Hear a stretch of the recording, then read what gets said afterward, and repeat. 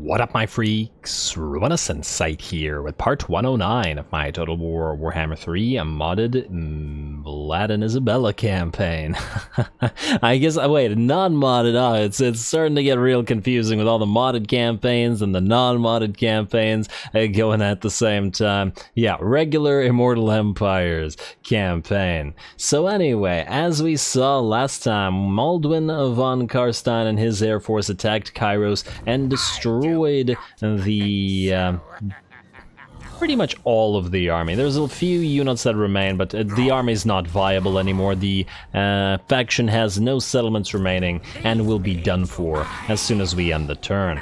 They might attack us or they might try to take Sotek's trail. I don't know, but it doesn't matter. Now Maldwin is basically free. I mean, assuming that he does not go after Crocky, though it remains to be seen whether they'll try to actually fight us, he can turn towards Arcan and maybe hunt him down, as we will be able to declare war on him in, is it still 3 turns? Yes, 3 turns until then. So, that's definitely coming, and a lot of our friendly factions will also love us more for doing it, because, well, nobody likes Arcan. Now, in terms of what we gotta do this turn, I've been waiting for this one for 2 or 3 episodes, I wanna say 2 episodes, so the name of the game is to attack Bellacore with our cavalry army, and I don't know what else we have to do, but this is what we're doing immediately, because I really want this fight. Just gotta make sure that everybody is leveled up here. You're maxed out with replenished troops, so we'll level you last. Let's get you, let's say, well, another point in Wind of Death, why not? Maybe Van Hels, and let's get your Grave Ward as well, though I doubt that you'll need it, but well, why not, just in case. And then you can go either Van Hels, or, well, you know what, let's max out Wind of Death for you as well. Let's get Curse of Years. Alright, lovely. And then you two, our 2 little White Kings. The only army that has them, because they're kind of pathetic in SF. Well, they're unkillable, but they just don't provide too much use. If only they buffed the army slightly. Anyway, let's get to you. I mean, make you harder to make you a little bit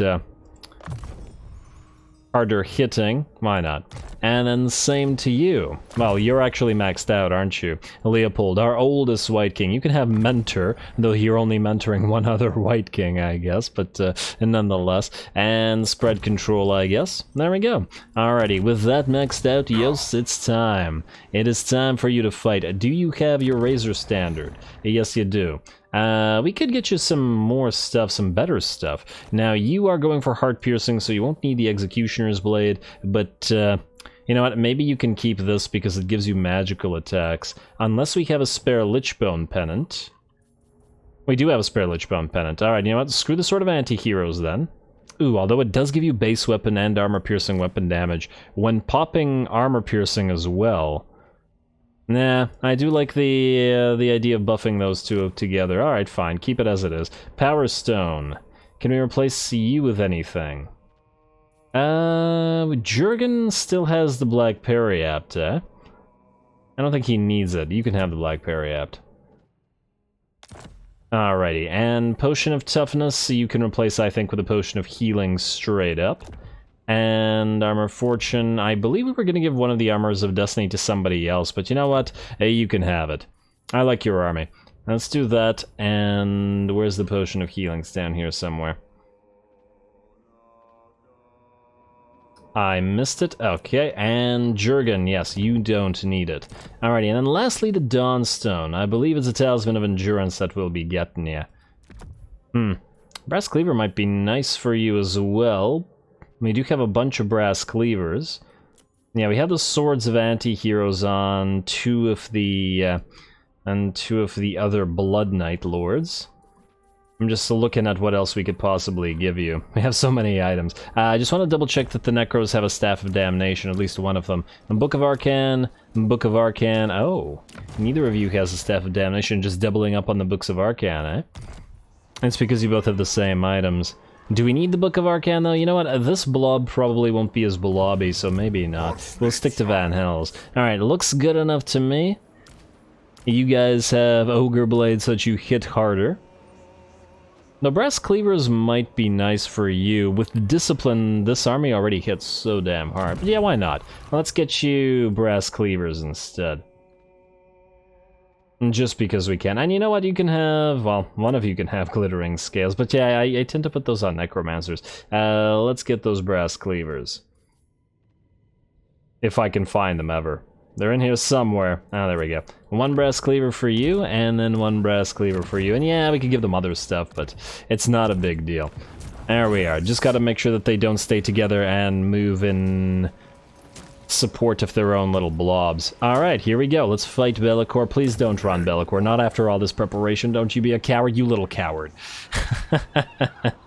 Ah, damn. Well, that's a shame. I should have probably expected it, but still a shame. Alright, I guess we'll take the Isle of Wights over so that we don't suffer attrition here, and then we'll go for Be'lakor right after. What might happen is, together with Akorak, maybe he'll actually attack us. It's a possibility, but at least we're very well prepared for when it happens, if it happens. We shall see. Then, if that can't happen, I guess it's time for Rudy to assault Nagarond.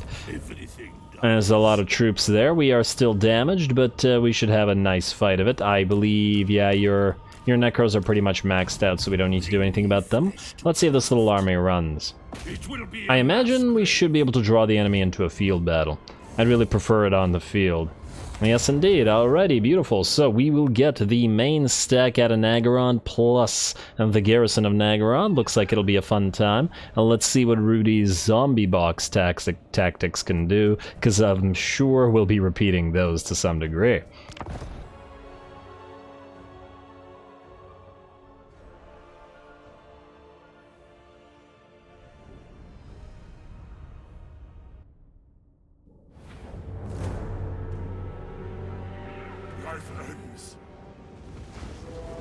Alrighty, here we go, and Nagarond's forces stand before us, and the enemy's capital will be destroyed or occupied if they fail here, presuming that we can kill a decent amount of enemy units as they run away, though of course this is probably the best army that we have at doing that, so I doubt that the enemy has a prayer once it routs, if we can get it to do so. Now, looks like the enemy's first deployed army will be by itself for about 2 minutes straight, which means we're going to charge it with our vanguard deployed units and destroy it before the next armies arrive. Shades are going to turn around and take a hit to the back from our hex rates, and the hex rates will also move in and take out the other enemy units here. Alright. No artillery fire, no shade fire, and these guys will all be destroyed by the looks of it before losing my voice here, and before the main army gets here.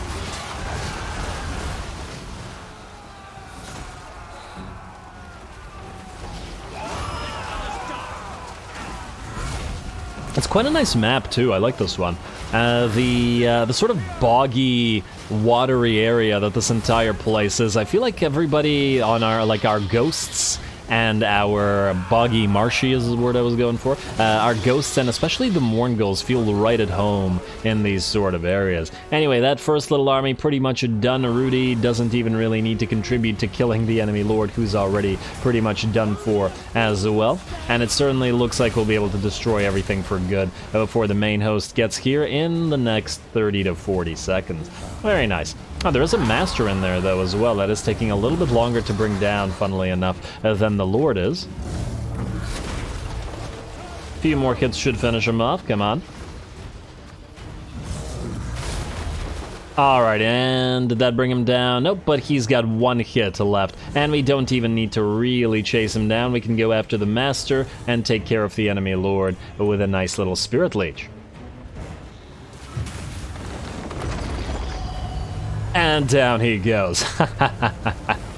That's always fun. It's like Rudy turned around and acted like he was going to let him escape, and then just cast a spell over his back, and the enemy lord dropped. He thought he'd get away. Anyway, there we go. We're now moving our army to their formation, and we're going to back everybody else off as the rest of the main enemy army arrives. And there we go. It's quite a few units more, and then a stack. Obviously, we have the stack that was in the settlement, plus the garrison stack as well. Quite a lot of elite units in here, and on top of that, a decent amount of range. So we will have to be at least a little bit careful, because unlike SFO, Cairn, and Hex rates, these guys are a lot more vulnerable to a regular type of range fire. Looks like the game is going to move some Dark Riders in to fight the Chillgeists, which seems pretty darn stupid. They're Dark Riders, they have no chance here. I don't know what the plan was. Maybe it thought that because it had Manticore support that it was going to manage to kill them. Oh damn, there's some nice shots as well. And we like the lighting in this particular map as well. This feels like a very appropriate map for undead to fight in general. And it looks like the Feral Manticore that tried to fight Rudy in the Sky is... Rudy in the Sky with diamonds. Rudy in the Sky with Manticores. He is going to, yeah, basically rip this Manticore apart without too much trouble. He can chase it down a little bit, but can always kill it with a Spirit Leech after. Our Hex Rates are now going to back off because they did start taking damage from enemy range fire, but also there's that Spirit Leech coming down in the background, but also they had more units moving in support, and I really didn't feel like having our Hex Rates damaged heavily by being overwhelmed. Looks like the enemy army is coming closer to us here, or at least they're moving across the field, and we're letting them do this. We want them to get as far away from the map edges as possible, because we will need at least some time to chase them down, which is why our army is all the way back here, and why we've backed off both our Mourngulls and the Hex Rates. That said, the enemy's done a great job using the Harpies to scout, as they have now found our hidden Mourngulls, who are trying to hide so that they can loop around the enemy and hit them in the back. I'm loving this battle so far. Lots of little mini skirmishes rather than just battle lines connecting with each other. Yeah, and the enemy scouts found us, so we're going to have to move in and fight some Dark Riders with our other units of Hex Rates. Several of the other Mourngulls are going to peel away and attack the enemy here, and there are some Shades moving in, so we want to hit those before the Mourngulls do too much damage, or before they take too much damage, I should say. It looks like there's another Manticore, gets surrounded by Rudy and the Chillgeists as well. Dibs on the bad name. Rudy and the Chillgeists, I should say. The rest of the army is now ready to move in, however, as well. So here come the Cairn Race charging across the water, and I believe with Strider, these guys aren't slowed down where the entire enemy army is, so it'll make it even better for us to annoy the enemy and chase them down. Alright, gonna try to engage as many of the enemy ranged units as possible, though they do have a fairly decent number of melee to hold ground as well. Alright, here come the Hex Rates and the Cairn Rates working together. Over on the side, we have our Mourngulls still fighting those Shades and taking hits from enemy Dark Riders with repeater crossbows. Alrighty, but it looks like a very large portion of the enemy army is now engaged. There's the Chill of Sontar as well. Would have loved to have the Chill of Sontar in our army for additional frostbite. Definitely the best regiment of renown on the Dark Elves team. You gotta love this thing. Granted, there are other great regiments of renown. You love the Raven Heralds, for example. And obviously the higher tier ones, like the Blades of the Blood Queen. But the Chill of Sontar is just so good. I mean, Hydras in general are good, but yeah, you gotta love this thing. Alrighty, and it looks like there are enemy Cold One Knights fighting together with the Chill of Sontar, which makes this probably the most elite portion of the battlefield from the enemy's perspective, but they're wasting their time fighting zombies. Our Necros and Rudy are just going to continue summoning zombies on them while we destroy the rest of the enemy's army piecemeal. Looks like the enemy tried to move in a pair of units of Harpies to try to attack our isolated Necromancer here. Fortunately, our Chillgeists and our regular Hex Rates are so quick, they just moved in and surrounded the enemy Harpies right after they surrounded our Necromancer. Now, those guys will be destroyed. Looks like the enemy has Murderous Prowess activated, and the Executioners, together with the enemy Lord, are very much punishing these poor Mourngulls here, who are going to have to get the heck out lest they die. There we go. Gonna back these guys up towards the main force. Fortunately, the main portion of the enemy line is starting to collapse. We've moved through the center here, and Rudy is actually moving overhead to try to go after the enemy sorceress, or I should say sorceresses. This is a hero and then the enemy lord. Which he should be able to do fairly... Oh, wow, that's a lot of air. That's a lot of air on a hero unit as well. And there's that Spirit Leech, and a few hits will probably bring the Sorceress down.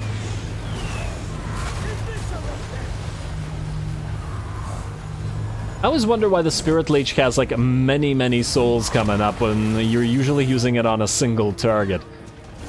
Alrighty, and the Sorceress has probably one hit left, so well done to Rudy. Probably could have done that a little bit earlier, actually, now that I think about it. That must be so irritating. This is, I tend to think of this as the Grimgor problem. Back before Grimgor had mass added to him, when any lord with a mount would just knock him around, he couldn't do anything. I mean, I guess a lot of lords had this problem back in the day. Down goes the Sorceress to the Spirit Leech. The rest of the army is also in very bad shape at this point. The Chill of Saunter, of course, still fighting together with the units here, and is probably going to be holding ground for a while yet, but the basic units have by and large been destroyed. We're also preventing most enemy range units now from firing, and we did manage to save our Mourngulls by giving them a few clutch heals. Over here we have the enemy unit of Scourge Runner Chariots or Scourge Runner Chariots chased down by the Chillgeist and the other unit of Hex Wraiths just to slow them down further. And it looks like the battle is just about ours. Also, Rudy is hunting down the enemy Sorceress now, having taken, or Supreme Sorceress, having taken out the other enemy lord. And hey, there's our Banshee. He was fighting for the entire battle, but it's honestly basically impossible to spot the Banshee once she's in the pile of Cairn Wraiths. But hey, we finally have a Banshee on the field. It's only taken, I don't know what turn we're on, but quite a while. And there we go, the Supreme Sorceress goes down, and the enemy army routs, and the battle is ours. What a lovely fight. I absolutely love this one. The fact that we fought around the entire battlefield, like not just straight up battle lines, and just managed to have all these little mini skirmishes, everybody doing their rock, paper, scissors job as best they can, distracting critical units with zombies while destroying the weaker units. And yeah, look at the Chill of Sauntar, still at full HP. Wasted all its time fighting zombies. And now we're gonna chase it down with the Chillgeist to slow it down considerably. Just out of curiosity, what's its speed at? 18 speed when slowed down by everything here. Now we just need to add poison to it and it'll basically not be able to move at all. And maybe a Melkoth's Mystifying Miasm or something, though that would mean getting a vampire or something. Anyway, it looks like Rudy will take it out. One more hit, I just want to see the death animation there. And down it goes. Oh, the little head that's like, no. Oh, that's funny. Alrighty, well, there we go. Chill is down. We're going to chase off everything else that we can, because of course they will otherwise return to the main settlement. And if we kill a sufficient amount of the enemy, and by the looks of it, we are able to, not only do we slow them all down, but they have to move through the water here, the marshes and whatnot. Although this looks like a part of a river, but it's just a very, not a very deep one. But anyway, by the looks of it, we've destroyed most of the enemy army. I'm going to heal up a little bit as well, but I think, don't quote me on it, but I think Nagarond is ours. I mean, it would have been ours anyway, but I mean without necessitating another unnecessary battle. Oh wow, the clouds move so quick when you're in max speed. Go figure, right?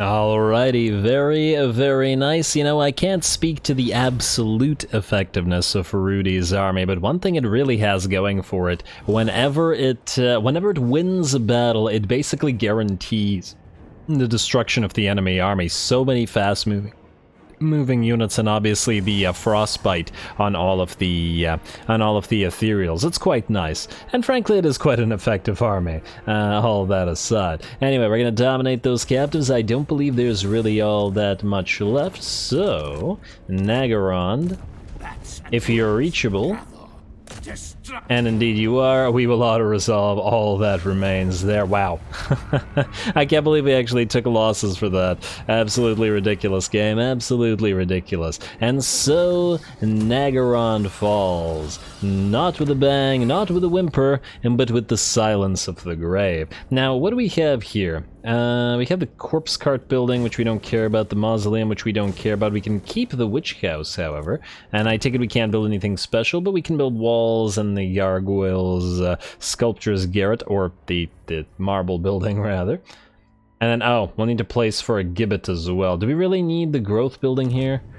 Probably not. There's other more critical things to build at Nagarond. We may even keep it around, depending. It is a tier 4 settlement after all. It will be a nice base for the continuation of the destruction of Malekith's faction, though he's pretty much done for. 5 settlements remaining, and by the looks of it, no real balance of power left either. Alright, very, very nice. Alrighty, now, is there anybody else that needs to do anything or move? I feel like we did pretty much everything. There's still a few more temporary armies I'd really love to delete for the extra cash, and pick up a few islands and all that stuff. There's Luther Harkin to deal with, but we can't sally out, or at least I'm not willing to risk sallying out, not without the ability to access Wind of Death. If we had Wind of Death, we'd do this, but not without. And we can't get necromancers in here, and we don't even have room for necromancers there, so yeah. We'll have to allow him to siege and then see what he does. Now, if that's not what we can do, and Bellicor ran away, I guess the only possible thing that we can do now, unless I'm mistaken, is this. And we have Flayed Rock to attack. Granted, the garrison is kind of meh, but I believe this is the last fight we'll ever get against Kugath, so, you know, we might as well enjoy it. We are going to go for, let's see what we got. Crypt Ghouls, Hex Wraiths, and Mournguls. And I guess you're keeping this army. So, Crypt Ghouls is the unliving host, though we care about them probably less. They do get the nicest buffs, so let's do that. And we probably want Children of the Night as well. You know what, let's get Children of the Night right now. Oh, you know what? I just realized. 1, 2, 3, nah. And we could have actually gone for Wind of Death, but I guess your Necromancer can do it for you, so it doesn't really matter. Children of the Night it is. Alrighty, there we go, a little bit of a reduction, and you are going to replenish troops. I should have actually had that up and running earlier. And you have Master of the Dead, let's max that out. Are you on the proper corpse cart? No, you're on your Nightmare. Yeah, but this army's fast and Vanguard deployable, so that's kind of the point of it, so yeah. Raise Dead, Raise Dead, Raise Dead, Evasion, definitely Wind of Death maxed out, and let's get you Arcane Conduit and Earthing. We do use Van Hells, and we do use Nehek, so those are going to be the priorities. We'll ignore Curse of Years for now, but we'll get it right after. Alrighty, looks good to me. Let's take Flayed Rock for ourselves. We're going to fight this manually, and I guess we'll do it cinematically as well, especially since this army has not gotten a lot of chances to fight in the recent times. At least in the last few episodes, so might as well enjoy it at least one more time before it has to spend the next, like, 10 turns traveling.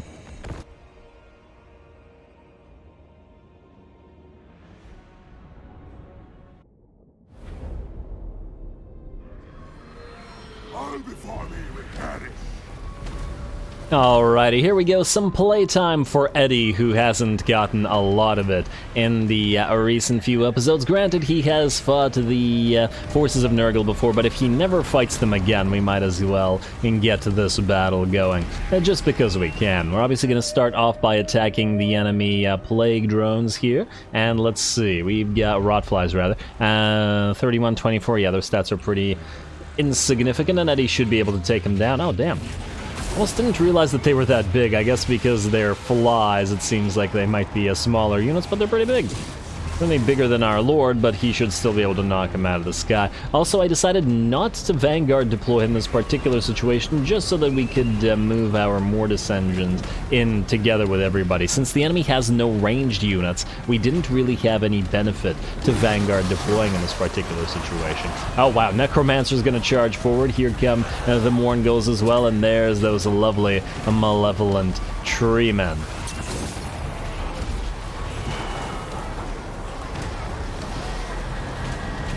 Alright, well, I don't imagine this is going to be too difficult. The battle lines are engaged and we have much superior units. All these Nurglings and... oh, there's some Chaos Spawn as well. And Plague Bearers getting thrown around.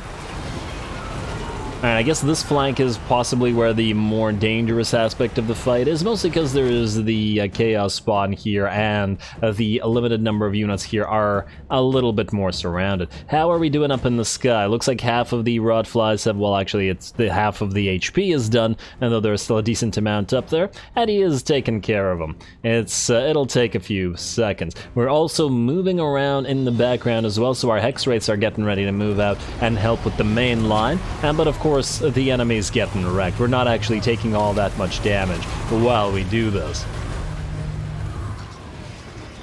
It's a pretty bad matchup for the enemy, especially with regards to unit type here. Wind of Death coming in from Eddie as well, not too bad, and will do some damage to these units, but I think that the Mortis Engine and such will do more. Finally, we're ready to move in, and here come the Hex Wraiths to hit the enemy in the back. I just wanted to make sure that we used the Wind of Death first, so that we didn't hurt our own units. Alrighty, a little bit of an extra morale shock here, and then the same thing is going to happen over on the other flank. The enemy's main line has also pretty much collapsed, or at least the center of their forces have collapsed, and it's just evolved into two flanks. Alright, and it looks like the Rot Flies are going to try to run, but they will die to Eddie. And there we go, battle is just about done. The enemy is surrounded over here, and the Ancient Treeman, or Malevolent Treeman rather, together with the Mortis Engine, are just going to dish out tons and tons of damage. And hey, at least the Treemen have some trees around them.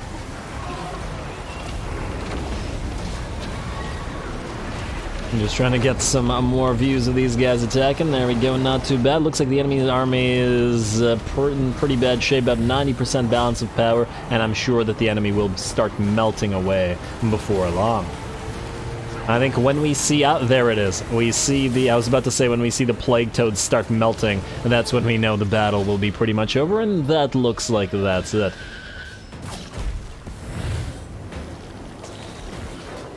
Alright, come on. Our last unit here will be this Chaos Spawn. Everybody else, of course, will be trying to run away, but it is a settlement battle, so it doesn't matter.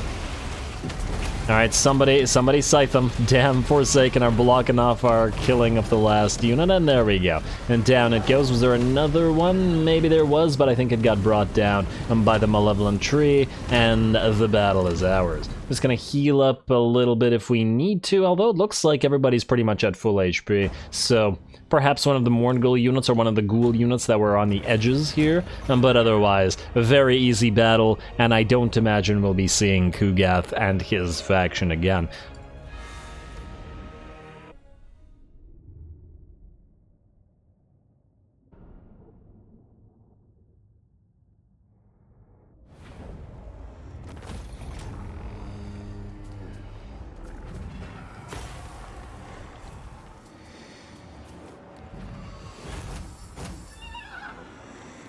Alrighty, easy enough. 0 units lost, but at least that was pretty darn fun to watch. I really like this army, though, for funnily enough, despite being the Vanguard army, this was one of those situations where it was pointless to Vanguard deploy, but oh well.